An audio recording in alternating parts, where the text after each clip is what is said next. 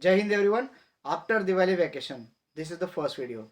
देखिए, इस सिर्फ 15 दिन का गैप हो गया तो थोड़ा सा डर बैठ जाता है अंदर।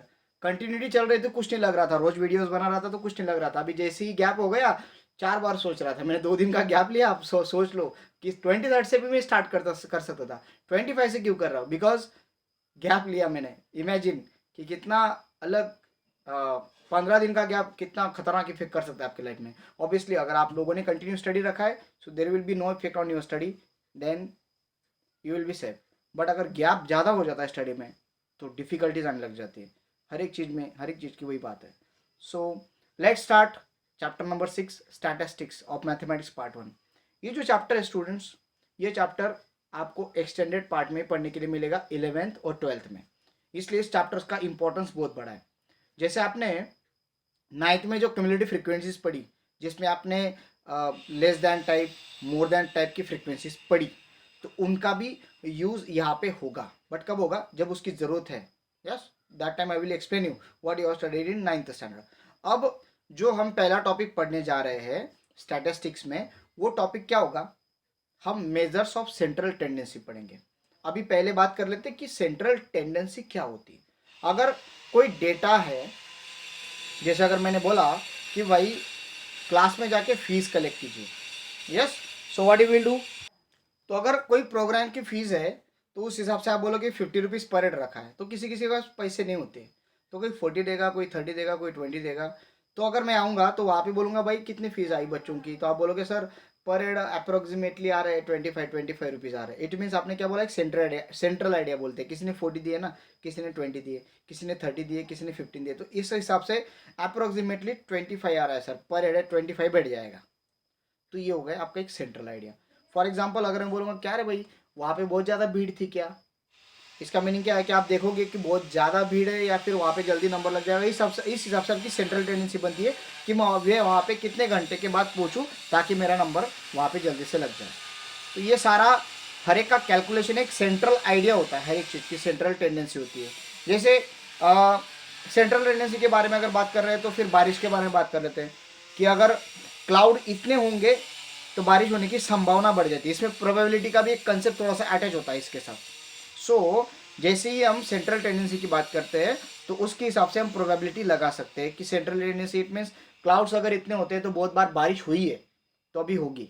इट मीन्स मेरा स्टैटिस्टिक्स क्या कहता है कि अगर इतने क्लाउड्स हुए तो बारिश होती है, तो मेरा प्रोबेबिलिटी कंसिडर हो जाता है कि अगर इतने से ऊपर जाता है तो प्रोबेबिलिटी है कि पॉसिबिलिटी हो गई कि बारिश हो सकती है। तो स्टैटिस्टिक्स प्रोबेबिलिटी एक जॉइंट कंबाइंड प्रोसेस है। बट हम इसको सेपरेट सेपरेट क्यों पढ़ते हैं? क्योंकि दोनों के कंसेप्ट थोड़े से एक थीन लेयर के साथ सेपरेट हो जाते हैं। तो अभी यहाँ पे जो हम पढ़ेंगे वो सेंट्रल टेंडेंसी पढ़ेंगे। इट मीन्स कोई डेटा है, पर्टिकुलर कलेक्शन है, उसका एक सेंट्रल आइडिया मिले। तो सेंट्रल आइडिया मिलने लाने के 3 टेक्निक्स है। एक उसका हम मीन निकाल सकते हैं, मीन्स एवरेज। मीडियन निकाल सकते हैं, it means ascending descending order में लगाओ और मिडल वाले उठा लो, तो वो हो गया आपका सेंट्रल आइडिया कि सेंट्रल आइडिया ये है। या फिर मोड में सबसे ज़्यादा कितने रुपीज़, 40 वाले ज़्यादा है तो 40 रुपीज़ कलेक्ट हो रहे हैं भाई, जैसे फीस के बारे में मैंने बात की। तो इस हिसाब से सेंट्रल आइडिया आ जाता है। इट मीन्स मीन मीन्स सबके एडिशन कर लो, divide by number of observation कर लो, आपको मीन मिल जाएगा। Median it means ascending descending order में लगाओ, जो मिडल वाला नंबर है वो हो गया आपका मीडियन। अगर 2 नंबर है तो ऐड करके डिवाइड बाय 2 करो तो आपका वो मीडियन मिल जाता है। या फिर आप और एक थर्ड सेंट्रल टेंडेंसी मेजर करने की, तो वो है मोड। मोड यानी कि जितनी बार सबसे ज़्यादा जो आया है उसको ही कंसिडर कर लो कि ये सेंट्रल आइडिया है मेरा। फॉर एग्जाम्पल मैंने जैसे बोला कि 40 रुपीज़ ज़्यादा अगर कलेक्ट हो रहे हैं, बाकी 10-20 दे रहे हैं, बट 40 अप्रोक्सीमेटली बहुत लोग दे रहे हैं, तो आप क्या बोलोगे? 40 रुपीज़ आ रहे हैं भाई पर हेड। तो ये हो गया आपका मोड हिसाब से। सो मैंने जो बेसिक आपको बढ़ाया था 9th में उसके हिसाब से मैंने आपको एक्सप्लेन किया कि मीन क्या होता है। मीन का क्या फॉर्मूला था? मीन, जिसको अपन बोलते हैं स्टैटिस्टिक्स में एवरेज, तो इसका जो फॉर्मूला है वो है sum of all observation upon number of observation. इसका फॉर्मूला है summation of f i into x i upon n. N की जगह पे आप लोग summation of f i into x i upon summation of f i भी कर सकते हो। यस, तो ये फॉर्मूला था मीन का, जिसको अपन एक्स बार से रिप्रेजेंट करते हैं। या तो तो ये मीन का फॉर्मूला है जो बहुत ईजी है। जैसे मेरा एवरेज मार्क्स क्या है, अगर 20 मार्क्स की टेस्ट हुई 5 सब्जेक्ट्स में, तो अगर मैं सबको ऐड करके डिवाइड बाय 5 करूंगा तो मेरे को एवरेज पता चल जाएगा कि एवरेज मार्क्स मुझे कितने आ रहे हैं। उसके बाद है मीडियन के बारे में बाद में डिस्कस करूंगा जब मीडियन का टॉपिक शुरू होगा। अभी आज हम मीन डिस्कस करने वाले। तो मीन का फॉर्मूला क्या है कि सभी ऑब्जर्वेशन की एडिशन करो divide by number of observation करो, आपको मीन मिल जाता है। अब एक एग्जांपल लेते हैं। फॉर एग्जांपल कि मैंने एक टेस्ट कंडक्ट की क्लास में, वो टेस्ट थी 30 मार्क्स की। 30 मार्क्स की टेस्ट में 6 बच्चे अपेयर हुए, 5 बच्चे अपेयर हुए। यस, 5 बच्चों में से एक को मिले 10 मार्क्स, एक को मिले 20, दूसरे को मिला 10, तीसरे को मिला 20 और लास्ट वाले को मिला 30। ठीक है, तो मैं पूछूंगा कि एवरेज मार्क्स कितने मिले। तो आप लोग क्या करोगे, 5 स्टूडेंट्स है तो 5 स्टूडेंट्स को आप लोग ऐड कर लोगे, 10 plus 20 plus 10 plus 20 plus 30 divide by number of students according to the formula of x bar. क्या है, सम ऑफ ऑल ऑब्जर्वेशन, ये ऑब्जर्वेशन है मेरा, इनकी सम की divide by number of observation कितने हैं, 1 2 3 4 5, तो 5 किया। तो अब इनका एडिशन कितना हो रहा है, 2 2 4 6 और 3, 90 डिवाइड बाय 5, तो कितना आएगा आंसर 90 का 5 से करो, 5 के टेबल में 90 आता है नहीं, तो 5 1 जा 5, ठीक है 40 आया, 18 5 जा 90। तो कितना आ रहा है एक्स बार, मीन कितना आ रहा है आपका, मीन आ रहा है 18। तो आपका क्लास का एवरेज कितना है, 18 मार्क्स आया 30 में से। ठीक है, तो ये हो गया कैलकुलेशन। बट अगर मैथ्स अगर आप पढ़ रहे हो तो कोई रिपीटेटिव एडिशन होती है। रिपीटेटिव एडिशन मीन बार बार वही नंबर अगर ऐड करना है तो हम उसको मल्टीप्लाई के फॉर्म में लिखते हैं। फॉर एग्जांपल, अगर मैं 3 को 2 बार मल्टीप्लाई कर रहा हूँ, 3 बार मल्टीप्लाई कर रहा हूँ, 4 बार मल्टीप्लाई कर रहा हूँ, तो इसको मैं ऐसे लिख दूंगा, सॉरी एडिशन कर रहा हूँ इसकी। अगर 3 को मैं 4 बार ऐड करके कर रहा हूँ तो इसको 3 मल्टीप्लाई 4 लिख सकते हैं। ऑब्वियसली इट मीन्स ये 4 क्या है, नंबर ऑफ रिपीटेशन, और 3 क्या है, मेरा स्कोर है। तो स्कोर का अपन मानते हैं x i. X I means I number होता है पर्टिकुलर, एक नंबर का स्कोर, 2 नंबर का स्कोर, 3 नंबर का स्कोर। अभी हमको नंबर नहीं पता इसलिए मैंने वहां पे क्या लगा दिया, आई लगा दिया। तो x I score, number of repetition, कितनी बार रिपीट हुआ है, वो हो गया आपका फ्रीक्वेंसी, जिसको बोलते हैं एफ आई। क्या बोलते हैं उसको, एफ आई बोलते हैं। F I it means, I means number है, पहले नंबर का स्कोर तो पहले नंबर की फ्रीक्वेंसी, 2 नंबर का स्कोर तो 2 नंबर की frequency. It means x1 into F one plus x2 into F two plus x3 into F three. 3 observation होंगे, तो ये 3 फ्रीक्वेंसीज आएंगी, x1 की f1 फ्रीक्वेंसी, x2 की f2 फ्रीक्वेंसी, x3 की f3 फ्रीक्वेंसी। इस तरह से आप लोग फ्रीक्वेंसी करोगे। ओके, तो अभी हमने ये जो देखा, तो इसमें हमने एक सीखा कि अगर रिपीटेटिव एडिशन है तो उसको मल्टीप्लिकेशन के फॉर्म में लिख लो। तो अभी यहाँ पे कोई नंबर रिपीट हुआ है क्या, बताइए।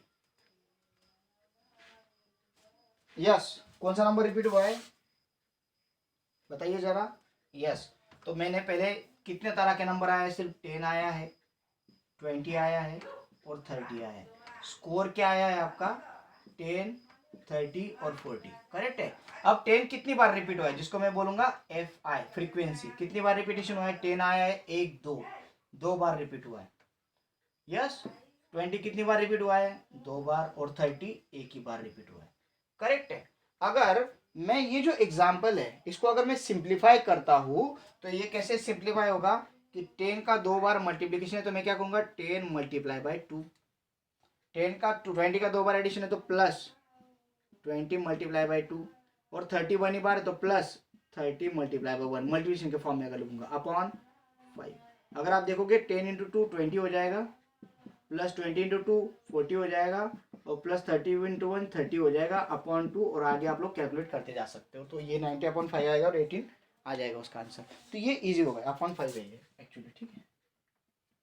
अभी ये हमने किया कि हमने क्या किया कि 10 अगर 2 बार रिपीट हो रहा है तो 2 बार मल्टीप्लाई कर लिया, उसको मैंने मल्टीप्लाई करके इनके एडिशन कर ली। तो यहाँ पे 10 2 बार रिपीट हो रहा है तो एक्स आई इंटू एफ आई हमें करना ही पड़ेगा। तो एक्स आई इंटू एफ आई क्या आएगा, 10 2 जा 20, करेक्ट। उसके बाद 20 2 जा 40, करेक्ट, और 31 जा 30। अब स्टूडेंट्स अगर आप देखोगे तो हम अगर मीन निकालते तो मीन क्या है हमारा, इनका सम कर रहे हैं, किसका, ये मल्टीप्लिकेशन का सम, ये भी मल्टीप्लिकेशन का सम, ये भी मल्टीप्लिकेशन सम। अगर आप देखोगे तो ये जो स्कोर है इसका नंबर है 1, ये जो स्कोर है इसका नंबर है 2, ये जो स्कोर है इसका नंबर है 3। इट मीन्स अगर मैं इसको लिखूं तो कैसे लिखूंगा मैं, x1 multiply by f1 plus x2 multiply by f2 plus x3 multiply by f3। इसका मीनिंग क्या हो गया कि मैं सम कर रहा हूं, किसका सम कर रहा हूं, अपॉन ये 5 क्या है, वो जो होगी नंबर ऑफ फ्रीक्वेंसी। यस, अभी मैं इनको सम कर रहा हूँ, समेशन का साइन मुझे लगाना पड़ेगा। सम क्या कर रहा हूँ मैं, सम कर रहा हूँ x i f i, but x i i की वैल्यू कहां से स्टार्ट हो रही है, आई इक्वल्स टू 1 से स्टार्ट हो रही है और कहां तक जा रही है, 3 तक जा रही है, 1 से लेके 3 तक है। इट मीन्स आई की वैल्यू 1 से लेके 3 तक रहेगी, तो एक्स आई एफ आई जितने हैं, x i f I multiplication का एडिशन करो, एडिशन मीन सम, ये समेशन का साइन करो, सम किसका करो, एक्स आई एफ आई का सम करो, बट कौन से एक्स आई एफ आई, जिनकी वैल्यू 1 से लेके 3 तक होगी, 1 वाले आ गए, 2 वाले आ गए, 3 वाले आ गए, सबका मैंने एडिशन कर दिया। तो ये इस तरह से फॉर्मूला बनता है, बट हम ये नहीं लिखते, ये लिमिट नहीं लिखते, अपर लिमिट लोअर लिमिट इसकी लिखा नहीं जाती, सिर्फ summation of f i x i कर दिया।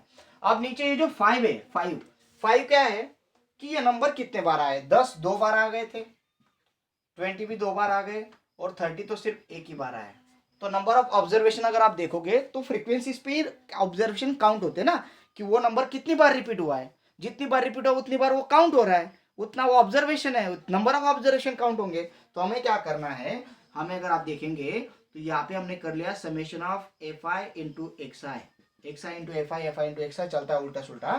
तो इनका जो एडिशन है, ऑब्वियसली इनका एडिशन क्या आएगा, अभी मैंने किया, ये क्या आता है 90 आता है, करेक्ट है। और यहाँ पे अगर आप एफ आई देखोगे तो sum of f i is equals to 5 है। तो हमारा जो फॉर्मूला बनता है एक्स बार का, वो एक्स बार का फॉर्मूला बन रहा है, x bar is equals to summation of f i into x i upon summation of f i. ये फॉर्मूला है अपना, स्टैंडर्ड फॉर्मूला है।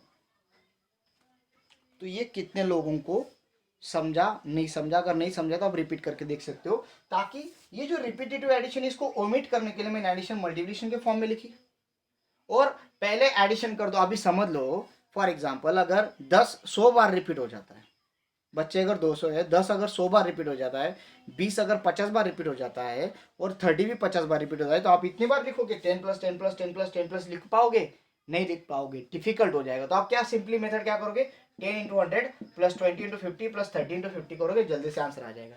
तो आप ये इतना यहाँ पे कैलकुलेशन करने से अच्छा है, इतना पूरा खराब करने से अच्छा है कि आप सिंपली एक टेबल बनाओ ना, कि 10 मार्क्स 100 बच्चों को, 20 मार्क्स 50 बच्चों को, 30 मार्क्स 50 बच्चों को, बस मल्टीप्लिकेशन करके फाइनल आंसर निकालो। एक फॉर्मूला बनाओ, जो ये है वही मैंने यहाँ पे बना के दिया शॉर्टकट मेथड। जो फॉर्मूला है एक शॉर्टकट मेथड है। यस, वो एक ये है ना कि बहता था बहजात था, बहता था बहजात था, बह रहा था मैं, जैसे फ्लो चल रहा है दुनिया वैसे कर रही थी। पेंदे में सदगुरु मिले दीपक दीना हाथ, मीन्स चलते चलते सदगुरु मीन्स टीचर मिले और उन्होंने दीपक दे दिया। दीपक इट मीन्स अ शॉर्टकट में to get the goal, to find the, to achieve the goal. तो पेंदे में सदगुरु मिले दीपक दीना हाथ, दीपक दीना हाथ वस्तु दई लखाई। वस्तु मीन्स ये है तुम्हारा ऑब्जर्वेशन, ये फॉर्मूला है, ये फॉर्मूला से सॉल्व करो जल्दी से मिल जाएगा। वस्तु दई लखाई कोटि जन्म का पंथ था, पल में थी अजमाई। मीन्स क्या हो गया कि कोटि जन्म का पंथ था, पल में आपको मिल जाता है। ये दुआ मुझे ठीक ठाक नहीं आ रहा है, अभी नहीं याद आ रहा है, बट जो मेरा मुझे समझाना है वो आपको समझ में आ रहा होगा। यस यस, कोटि जन्म का पंथ था, पल में जा पहुंचा, ऐसा कुछ है। यस, तो आप लोग सर्च करो, आपको इंटरनेट पे मिल जाएगा दुआ। तो ये दुआ का मीनिंग ये है कि अगर कोई टीचर है या फिर कोई मैथ्स, ये एक टेक्स्ट बुक जो है ना एक टीचर है आपका। ये जो सारे टीचर्स थे इन्होंने मैथ्स सिखाया, ये सिर्फ मैं एक इंटर ये बीच वाल मिडल मैन हूँ मैं, कि उनका नॉलेज आप तक पहुँचा रहा हूँ, ये उनका काम है। तो इन्होंने एक शॉर्टकट पार्ट ढूंढ के रखा कि आप लोगों को अगर बहुत बड़ा टाइम लगेगा, इतनी 100 बार एडिशन करने से अच्छा है एक शॉर्टकट मेथड से आंसर निकाल लो। तो this is the shortcut method. तो hope whatever I taught now you got it. अब इस पे बेस कुछ एग्जाम्पल्स है। अभी स्टैटिस्टिक्स में पहला जो टॉपिक है वो है मेजर्स ऑफ सेंट्रल टेंडेंसी। मैंने बोला हम सेंट्रल टेंडेंसी के मेजर्स के बारे में बात करेंगे, measures of central tendency. Central tendency क्या होता है, कोई डेटा का एक सेंट्रल आइडिया होता है। यस, तो उसकी पहले सेंट्रल टेंडेंसी जो है मीन है, और मीन में पहला टॉपिक हम पढ़ रहे हैं, पहला मेथड है मीन फाइंड करने का, डायरेक्ट मेथड। तो ये डायरेक्ट मेथड मैंने आपको एक्सप्लेन किया, ठीक है। तो डायरेक्ट मेथड पे कुछ एग्जांपल्स है, तो एग्जांपल्स अभी हम देखेंगे प्रैक्टिस सेट 6.1 से। Let's start. Okay, practice set 6.1 का क्वेश्चन नंबर 1 में ऐसा टेबल दिया गया है और कुछ इंफॉर्मेशन दी गई है। दी फॉलोइंग टेबल शोज, ये जो टेबल है इसमें टाइम दिया है और नंबर ऑफ स्टूडेंट दिए है। तो ये स्टडी का टाइम है, 0 से 2 घंटा स्टडी करने वाले स्टूडेंट है 7, 2 से 4 घंटा स्टडी करने वाले स्टूडेंट है 14, 4 से 6 घंटा 12, 6 से 8 10 स्टूडेंट करते हैं और 8 से 10 घंटा स्टडी 3 स्टूडेंट करते हैं। वो टैलेंटेड होंगे भाई, वो 10 घंटा इट मीन्स बहुत डिफिकल्ट होंगे, बहुत प्रैक्टिस लगी होगी उनको। The number of the following table shows the number of student and the time they utilize daily for their studies. Find the mean time. अब देखिए क्या पूछा है, मीन टाइम, मीन टाइम पूछा है, तो फाइनल आंसर हमारा मीन टाइम रहेगा कि mean time spend by the students, ऐसा आएगा। Mean time, find the mean time spend by the student for their studies by direct method. Direct method means direct mean method. Mean time पूछा है, mean it means direct mean निकालना है। Yes, direct method से आपको mean निकालना है। So start करेंगे। तो पहले हमारा क्या होता है कि ये क्लास है, ग्रुप फ्रीक्वेंसी। तो इसको हमें आंसर में लिखते समय सिंपली एक टेबल बनाना पड़ेगा। पहले टेबल से आपका आंसर स्टार्ट होता है, किस किस को मार्क्स होते हैं इसके बारे में डिस्कस कर लेंगे हम। तो ये होता है क्लास, जिसके ब्रैकेट में आप लिखोगे टाइम इन आवर। ठीक है, ये लिखना बहुत जरूरी होता है। तो यहाँ पे मैं लिख रहा हूँ 0 to 2, next 2 to 4, then 4 to 6, then 6 to 8 and 8 to 10।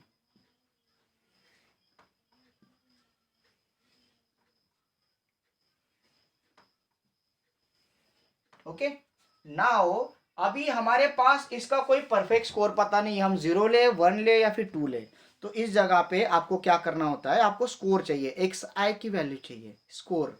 तो एक्स आई की वैल्यू को क्या बोलते हैं अपन, क्लास इंटरवल कहते हैं। क्या कहते हैं उसको, क्लास इंटरवल, जिसको अपन क्या मानेंगे, एक्स आई मानेंगे। ठीक है, तो एक्स आई कैसे निकालता है कि upper limit plus lower limit plus upper limit divide by 2 means 0 lower limit है प्लस 2 डिवाइड बाई 2, तो कितना आएगा, 2/2 इज इक्वल टू 1। तो यहाँ का आंसर क्या आया, 1 आ गया। अब ये लोअर लिमिट है 2, अपर लिमिट है 4/2, कितना आएगा, 6/2। कितना आंसर आया भाई, 3 आया।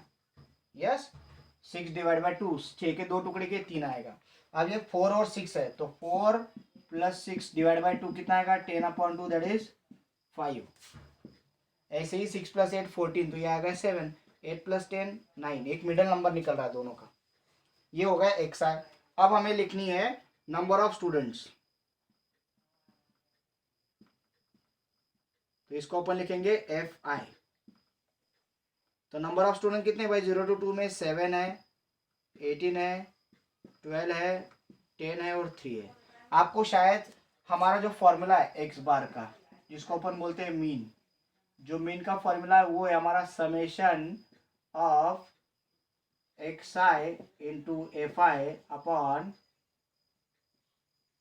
यस, समेशन ऑफ एफ आई। तो यहाँ पे हमें एक्स आई इंटू एफ आई लगेगा, तो हमें यहाँ पे क्या कैलकुलेट करना है, एक्स आई इंटू एफ आई। तो यहाँ पे समेशन ऑफ एफ आई भी लग रहा है, तो फ्रीक्वेंसी का एडिशन यहाँ पे कर देना है आपको। तो समेशन ऑफ एफ आई, तो कितने भाई, 13 और 12 कितना हुआ, 15, 25, 18, 7, 25, 25 कितना हो रहा है, 15, 50 हो रहा है टोटल। ठीक है, so this is 50। Number of student कितने हैं, 50 स्टूडेंट है। और एक बार कर लो, ये 25 और ये 12 37 37 और 3 40 और 10 50। ओके, अब मल्टीप्लाई, 7 1 जा 7, देखो x i into f i, x i into f आई, तो मल्टीप्लीकेशन यहाँ पे होगा किसका, 1 इंटू 7 7, 3 इंटू 18, 18 3 जा 54, 12 5 जा 60, 10 7 जा 70, 3 9 जा 27। अब क्या करेंगे, इसका समेशन कर लेंगे। समेशन किसका, x i into f i is equals to क्या आएगा, इसी अकॉर्डिंग टू दिस फॉर्मूला। तो समेशन अगर करते हैं तो 7 और 7 14, 14 और 4 18, कैरी 1, 1 और 2 3, 3 प्लस 7 10, 16 और 5 21, 2 18 आ रहा है। सो आंसर इज, तो लिखेंगे therefore x bar mean equals to 218 divide by 50। ठीक है, यहाँ तक कुछ डाउट है बेटा आप लोगों को, आप पूछ सकते हो। ओके, सो आगे 218/50 क्या आएगा, तो इसको हाफ कर लो, 218 का आप कितना आएगा 109/25। चलो तो इसको डिवाइड करेंगे तो कितना आ रहा है 25, तो कर लेते हैं 109 डिवाइड बाई 25। सो 25 वन जा, दोनों को हाफ कर लिया, डिवाइड बाई 2 कर दिया दोनों को, तो ये आपको पता होना चाहिए कैसे किया। 25 4 जा 100, 9 बचा, पॉइंटर का 0 आया, ठीक है। अब ये 25 3 जा 75, कितना आया 15, और 25 6 जा 150, कितना आया 4.36 आवर्स। ये क्या आपका एक्स बार है। आपने यहाँ पे मीन लिखा या फिर एक्स बार लिखा तो भी चलेगा, बट ये फाइनल आंसर है क्या? नहीं, हमारा फाइनल आंसर आना चाहिए कि ये टाइम स्पेंड बाय, तो therefore mean time spend by student for studies is equals to 4.36 hours, correct. तो ये आपका आंसर होना चाहिए। तो यहाँ पे मैं रुक रहा हूँ, बहुत इजी है ये, क्योंकि आपने इसका 9th में भी पढ़ा है, 8th में भी सेम एग्जांपल्स आपने पढ़े हैं। तो इसमें और एक एग्जांपल है, क्वेश्चन नंबर 3 डायरेक्ट मेथड से, तो वो होमवर्क दे रहा हूँ मैं आप लोगों को, तो करना है क्वेश्चन नंबर 3। आज यहीं पे रुकते हैं। Hope whatever I taught you that will help you, या। और यहाँ पे मैं और एक एक्स्ट्रा बोलना चाहता हूँ कि जो एक मैथमेटिशियन है जिनकी इन्फॉर्मेशन फर्स्ट पेज पे दी गई है, जिनका नाम है फ्रांसिस गैल्टन, जिन्होंने फिंगरप्रिंट्स का इन्वेंशन किया क्योंकि उनको आदत थी डेटा कलेक्शन की। उससे उनको समझ में आया कि वो जो डेटा उन्होंने कलेक्ट किया है फिंगरप्रिंट्स का, वो किसी के साथ मैच नहीं होता, रिपीट ही नहीं हो रहा है, तो वो फ्रीक्वेंसी का टेबल ही नहीं बना पाए। सारे क्लास स्कोर का ही टेबल बन गया, जो फिंगरप्रिंट्स थे किसी के साथ मैच नहीं हुए, तो रिपीटेशन हो ही नहीं रहा था। तो तब से इन्वेंशन हुआ कि ह्यूमन के जो फिंगरप्रिंट्स होते हैं वो यूनिक होते हैं। तो उन्होंने बहुत अच्छा काम किया स्टैटिस्टिक्स में, तो आप उनके बारे में पढ़ सकते हैं इंटरनेट पे, ठीक है, एक्स्ट्रा इन्फॉर्मेशन के लिए। Thank you, have a great day, keep studying, demoralise नहीं होना है। बातें चल रही है कि अभी तक स्कूल नहीं ओपन हो रही है, बट 22 डिस्ट्रिक्ट्स में ओपन हो चुकी है, तो we hope that our school will also get open. So सभी लोग हम मिलेंगे और अच्छी तरह से स्टडी करेंगे। नेक्स्ट 8 दिन के बाद मैं हर एक के घर विजिट करूँगा personally for our class purpose, कि क्या चल रहा है, आप लोगों को क्या समझ में आ रहा है क्या नहीं। So we will make there. Thank you, have a great day.